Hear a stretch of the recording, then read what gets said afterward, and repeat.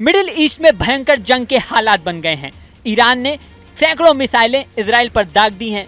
100 से ज्यादा मिसाइलें दागने की खबर सामने आ रही है। वहीं कुछ रिपोर्ट्स में कहा गया है कि 400 से ज्यादा मिसाइलें इजराइल के ऊपर ईरान दाग चुका है।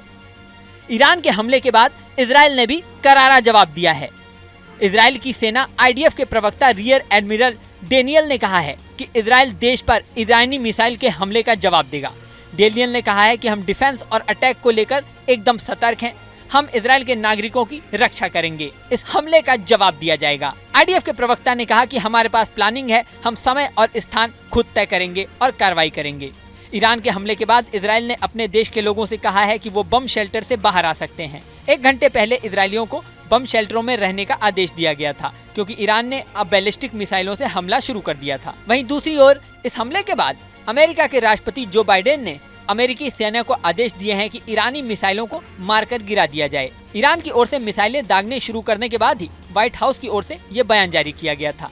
अमेरिका ने 13 अप्रैल को इजराइल पर तेहरान के आखिरी हमले के दौरान भी ईरानी मिसाइलों को मार गिराने में बड़ी भूमिका निभाई थी। वहीं दूसरी ओर ईरान की ओर से इजराइल पर मिसाइलें दागे जाने के बाद जॉर्डन ने अपने एयर ट्रैफिक को सस्पेंड कर दिया। वहीं इजराइल ने भी अपनी उड़ानों पर रोक लगा दी। मीडिया रिपोर्ट्स के अनुसार बेन गुरियन ने एयरपोर्ट पर विमानों के टेक ऑफ और लैंडिंग पर रोक लगा दी है।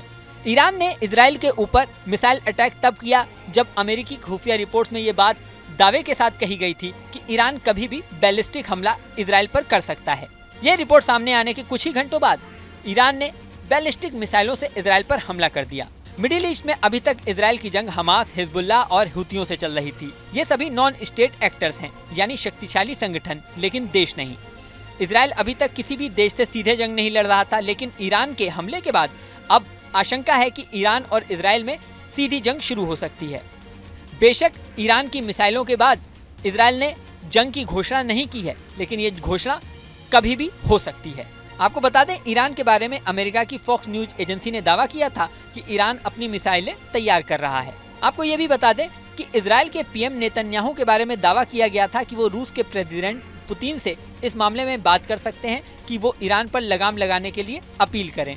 हालांकि जब ये दावा सामने आया, उसके कुछ ही घंटों बाद ईरान के हमले की खबर आ गई। ईरान और इजराइल के बीच मिसाइल अटैक को शुरू होने से पहले ही मिडिल ईस्ट के हालातों को देखते हुए दुनिया के कई देश मिडिल ईस्ट से अपने नागरिकों को निकालने में लगे हुए हैं। ब्रिटेन और जर्मनी ने अपने प्लेन भेजकर अपने नागरिकों को वहां से बाहर निकलने की अपील की है।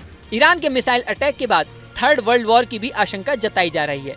बता दें कि मिडिल ईस्ट में जैसे जैसे तनाव बढ़ता जा रहा है, कई रक्षा विशेषज्ञ ये चेतावनी देते जा रहे हैं कि वर्ल्ड वॉर 3 कभी भी शुरू हो सकती है। अब आगे क्या होगा, इस पर पूरी दुनिया की नजर लगी हुई है। इस वीडियो में फिलहाल इतना ही। बने रहें न्यूज नेशन के डिजिटल प्लेटफॉर्म पर।